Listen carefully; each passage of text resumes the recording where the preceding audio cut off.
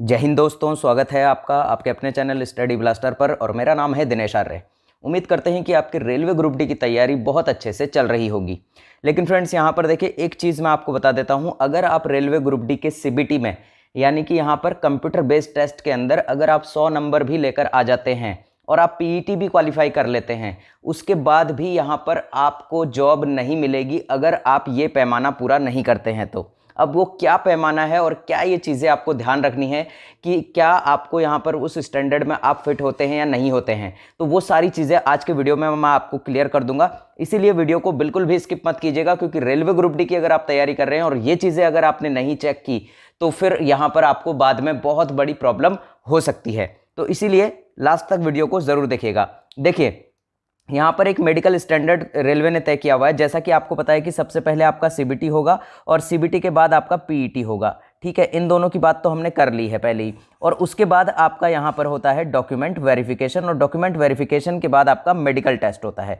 तो ये जो मेडिकल टेस्ट है, इसमें आपका पैरामीटर क्या रखा गया है, तो वो पैरामीटर आपको जानना जरूरी है कि क्या आप उस पैरामीटर में फिट बैठते हैं या फिर नहीं बैठते हैं। तो सबसे पहले देखिएगा यहाँ पर कि यहाँ आपके मेडिकल के लिए यहाँ पर कैटेगरी यहाँ पर डिवाइड कर रखी है। तो मेडिकल स्टैंडर्ड यहाँ पर देखिए आपका A2, A3, B1। अब इन मेडिकल कैटेगरी के अंदर क्या क्या चीज़ें आपको दी गई हैं, और देखिए B2, C1 और C2, ये आपके 6 टाइप के यहाँ पर मेडिकल स्टैंडर्ड हो गए। अब हर मेडिकल स्टैंडर्ड में क्या चीज़ आपसे मांगी गई है, उस चीज़ पर हम आपको पूरी तरह से बताएंगे कि क्या क्या चीज़ें आपको यहाँ पर चाहिए। अब यहाँ पर देखिए, सबसे पहले यहाँ देखिए A2 कैटेगरी में आपको क्या चाहिए। देखिए, डिस्टेंट विजन आपका 6/9 का 6/9 without glasses, no fogging test, fogging test इसके अंदर नहीं होगा। और ये फॉगिंग टेस्ट हो गया, कलर विजन हो गया, बाइनोकुलर विजन हो गया, आपका नाइट विजन हो गया, मेजोपिक विजन हो गया। इसके ऊपर हमारा एक प्रॉपर वीडियो है जिसमें कि मैंने इन सारी चीज़ों को डिटेल से बताया है। तो डिस्क्रिप्शन में आपको उस वीडियो का लिंक मिल जाएगा, उस वीडियो को भी देख लीजिएगा। वहां से आपको और ज़्यादा क्लैरिटी आ जाएगी कि इन विजन के अंदर, इन सारे टेस्ट के अंदर क्या क्या चीज़ें आपकी चेक होती हैं। तो उस वीडियो को जरूर देख लीजिएगा। इस वीडियो के अंदर हम आपको बता रहे हैं कि आपका अगर चश्मा लगा हुआ है या फिर नहीं लगा हुआ है, कौन सी पोस्ट आपको मिलेगी, किस पोस्ट के लिए कौन सा यहां पर मेडिकल स्टैंडर्ड मांगा गया है। तो सबसे पहले देखिएगा यहां पर, तो डिस्टेंट विजन यहां हो गया आपका, फॉगिंग टेस्ट इसके अंदर आपका नहीं होगा। नियर विजन आपको बता ही रखा है। यहां पर देखिए, नियर विजन आपका 0.6 से 0.6 विदाउट ग्लासेस, क्लियरली लिखा हुआ है कि जिस पोस्ट के लिए यहां पर A2 मेडिकल स्टैंडर्ड यहां जिन जिन पोस्ट के लिए मांगा गया होगा, उस पर अगर आपके चश्मा लगा हुआ है तो यहां पर आप उस पोस्ट के लिए क्वालिफाई नहीं होंगे। चाहे आपके मार्क्स यहां पर 100 में से 100 भी आ रहे हैं ना, तो भी आपको वो वाली पोस्ट यहां पर नहीं मिलेगी जिस पोस्ट में यहां पर मेडिकल स्टैंडर्ड A2 मांगा गया होगा। और यहां देखिए, must pass test for colour vision, यहां कलर विजन का टेस्ट भी आपको पास करना ही पड़ेगा। बाइनोकुलर विजन है, नाइट विजन है और मेजोपिक आपका विजन है। तो यहां देखिए, ये सारे टेस्ट आपको क्वालिफाई करने पड़ेंगे। तो यहां पर तो आपका यहां चश्मा लगा हुआ ही नहीं होना चाहिए अगर यहां पर A2 मेडिकल स्टैंडर्ड जिस पोस्ट में मांगा गया है। तो ये बात आप ध्यान रखिएगा, अगर आपको चश्मा लगा हुआ है और तो आप यहां पर उस पोस्ट के लिए एलिजिबल नहीं होंगे जो कि यहां पर मेडिकल स्टैंडर्ड A2 के अंदर आती है। अब चलते हैं अपने अगले मेडिकल स्टैंडर्ड पर। तो A3 का मेडिकल स्टैंडर्ड है। इसके अंदर देखिए, डिस्टेंट विजन जो आपका रखा गया है 6/9 विद और विदाउट ग्लासेस, ग्लासेस के साथ भी और विदाउट ग्लासेस के साथ भी। Power of lenses not to exceed 2 dioptre, ये 2D का मतलब है यहाँ पर 2 डायोप्टर, यानी कि आपका जो चश्मे का नंबर है वो 2 डायोप्टर से ज़्यादा यहाँ पर नहीं होना चाहिए। A3 कैटेगरी के अंदर आप यहाँ पर जो यहाँ पर मेडिकल स्टैंडर्ड जिस पोस्ट के लिए A3 का मेडिकल स्टैंडर्ड मांगा गया है, तो उसके लिए आप यहाँ पर एलिजिबल हो जाएंगे। बाकी यहाँ पर जो चीज़ें हैं, यहाँ पर नियर विजन हो गया आपका, यहाँ पर आपका टेस्ट का जो कलर विजन का टेस्ट है वो आपका होगा, बाइनोकुलर विजन का टेस्ट होगा, नाइट विजन का टेस्ट होगा, मायोपिक विजन का टेस्ट होगा। और ये सारे विजन जो किस किस तरह से इनका टेस्ट होता है, कैसे कैसे यहाँ पर टेस्ट होता है, तो उसके लिए मैंने प्रॉपर वीडियो बनाया हुआ है, उस वीडियो को जरूर देख लीजिएगा डिस्क्रिप्शन में जाके। अगला है यहाँ पर देखिए, B1 कैटेगरी के अंदर क्या मांगा गया है। तो B1 कैटेगरी के अंदर यहां पर देखिएगा आपका, इसके अंदर मैं आपसे यहां पर चश्मे की यहां पर डायोप्टर की बात करूंगा। तो सबसे पहले देखिए, power of lenses not to exceed 4D, यानी कि जो आपके लेंसेज का पावर है, यानी कि चश्मे का जो नंबर है आपका 4 डायोप्टर से ज़्यादा नहीं होना चाहिए। तो अभी जाइए यहाँ पर डॉक्टर के पास, आई डॉक्टर के पास, और उससे चेक करवा लीजिए कि आपकी आंखों का नंबर क्या आ रहा है, यानी कि आपके जो चश्मे का नंबर है वो कितना आ रहा है, कितने डायोप्टर तक आ रहा है। ये सारी चीज़ें चेक करवा लीजिएगा।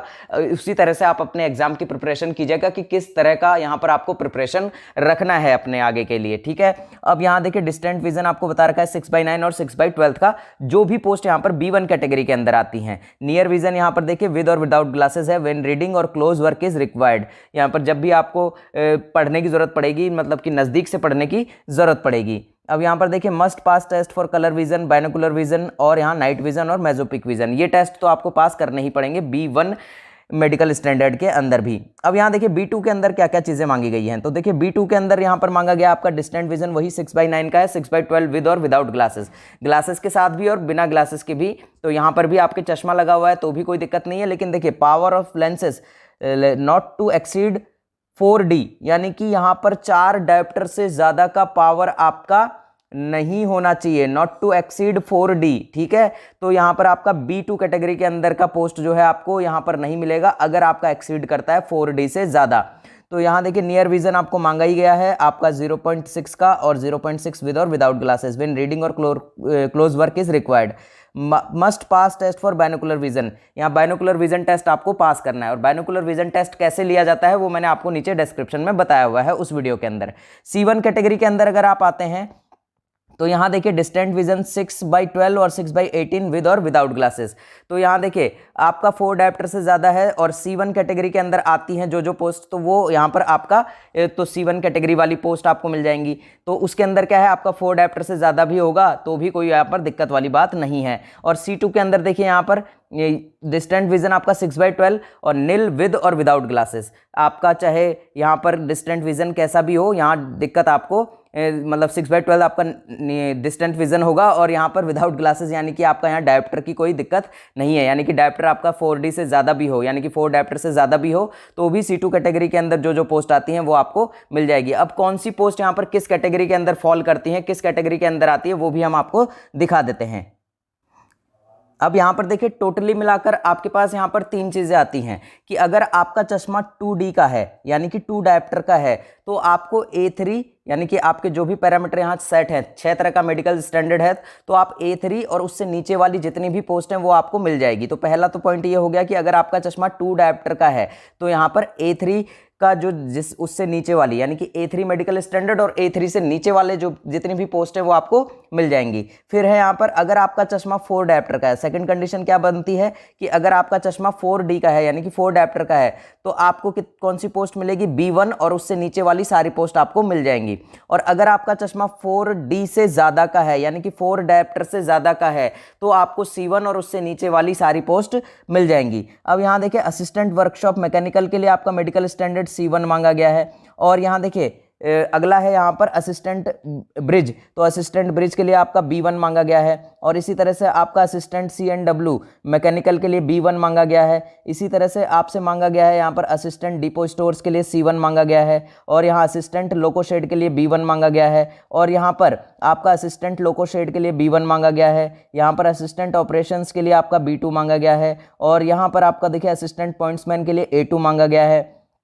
अब यहाँ पर देखिएगा आप A2 की जो कैटेगरी है यहाँ पर वो सिर्फ एक ही पोस्ट में मांगी गई है, यानी कि असिस्टेंट पॉइंट्समैन के लिए आपका A2 का यहाँ पर आपके पास होना चाहिए यहाँ पर मेडिकल स्टैंडर्ड, ठीक है। यानी कि A2 मेडिकल स्टैंडर्ड कहने का मतलब है कि आपको चश्मा लगा हुआ नहीं होना चाहिए, तब आपको यहाँ पर पॉइंट्समैन की जॉब मिलेगी, नहीं तो आपको पॉइंट्समैन वाली पोस्ट यहाँ पर नहीं मिलेगी। अगर आपको चश्मा लगा हुआ है तो किसी भी हालत में आपको यहाँ पर असिस्टेंट पॉइंट्समैन का पोस्ट यहाँ नहीं मिलने वाला है। इसी तरह से देखिए असिस्टेंट सिग्नल एंड टेलीकॉम के लिए B1 मांगा गया है। और यहाँ पर आप देखेंगे तो असिस्टेंट ट्रैक कट मशीन के लिए B1 मांगा गया है। इसी तरह से यहाँ पर असिस्टेंट TL एंड AC के लिए यहाँ पर आपका B1 मांगा गया है। इसी तरह से यहाँ पर देखिएगा असिस्टेंट TL एंड AC यहाँ पर वर्कशॉप जो होता है उसके लिए यहाँ पर C1 मांगा गया है। और असिस्टेंट TRD की पोस्ट के लिए यहाँ B1 मांगा गया है। यहाँ पर असिस्टेंट वर्क्स के लिए आपका B1 मांगा गया है। इसी तरह से असिस्टेंट वर्क्स वर्कशॉप के लिए आपका C1 मांगा गया है। इसी तरह से हॉस्पिटल असिस्टेंट मेडिकल वाले के लिए आपका C1 मांगा गया है। यहाँ पर ट्रैक मेंटेनर ग्रेड 4 के लिए आपका यहाँ पर B1 मांगा गया है। तो ये सारी आपकी पोस्ट हो गई, इनको आप मैच कर सकते हैं और कौन सी कैटेगरी किस वाले यहाँ पर मेडिकल स्टैंडर्ड में फिट बैठती है उसके अकॉर्डिंग आप ये सेट कर सकते हैं और देख सकते हैं कि कौन कौन सी पोस्ट के लिए यहाँ कौन कौन सा यहाँ पर आपका यहाँ पर चश्मा किस तरह का लगा हुआ है। वो सारी चीज़ें आप चेक करके जाइएगा, तभी आप यहाँ पर अपनी आगे की तैयारी कीजिएगा, ठीक है। आप यहाँ पर देख लीजिएगा कि आप कितनी पोस्ट के लिए अपने जोन से एलिजिबल होते हैं, ठीक है।